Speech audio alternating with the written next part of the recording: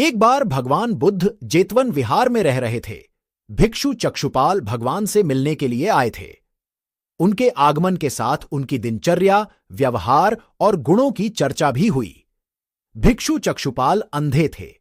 एक दिन विहार के कुछ भिक्षुओं ने कुछ मरे हुए कीट-डाढ़ों को चक्षुपाल की कुटी के बाहर पाया और उन्होंने चक्षुपाल की निंदा करनी शुरू कर दी कि उन्होंने इन जीवित। भिक्षुओं ने इसके बाद पूछा कि चक्षुपाल अंधे क्यों हैं?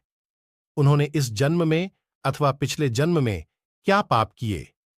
भगवान बुद्ध ने चक्षुपाल के बारे में कहा कि वे पूर्व जन्म में एक चिकित्सक थे।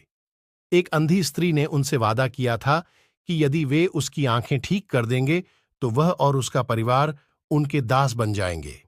स्त्री की आंखें ठीक हो गईं, पर एक बार भगवान बुद्ध अपने अनुयायियों के साथ किसी गांव में उपदेश देने जा रहे थे। उस गांव से पूर्व ही मार्ग में उन लोगों को जगह जगह बहुत सारे गड्ढे खुदे हुए मिले। बुद्ध के एक शिष्य ने उन गड्ढों को देखकर जिज्ञासा प्रकट की, आखिर इस तरह गड्ढे का खुदे होने का तात्पर्य क्या है? बुद्ध बोले, पानी की तलाश में किसी व्यक्ति ने इतने गड्ढे खा।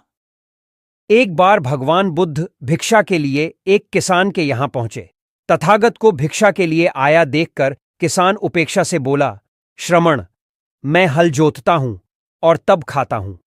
तुम्हें भी हल जोतना और बीज बोना चाहिए और तब खाना खाना चाहिए। बुद्ध ने कहा, महाराज, मैं भी खेती ही करता हूं। इस पर किसान को जिज्ञासा हुई और वह बोला, मैं ना तो तुम्हारे पास हल देखता हूं, ना बैल और ना ही खेती का स्थल। तब आप कैसे कहते हैं कि आप भी खेती ही करते हो? आप कृपया अपनी खेती के संबंध में समझाइए। बुद्ध ने कहा, महाराज, मेरे पास श्रद्धा का बीज, तपस्या रूपी वर्षा और प्रजा रूपी जोत और हल है। पाप भीरुता का दंड है, विचार रूपी रस्सी है, स्मृति और जागरूकता रूपी हल की फाल और पेनी है। भगवान बुद्ध का जब पाटलिपुत्र में शुभागमन हुआ तो हर व्यक्ति अपनी अपनी सांपत्तिक स्थिति के अनुसार उन्हें उपहार देने की योजना बनाने लगा।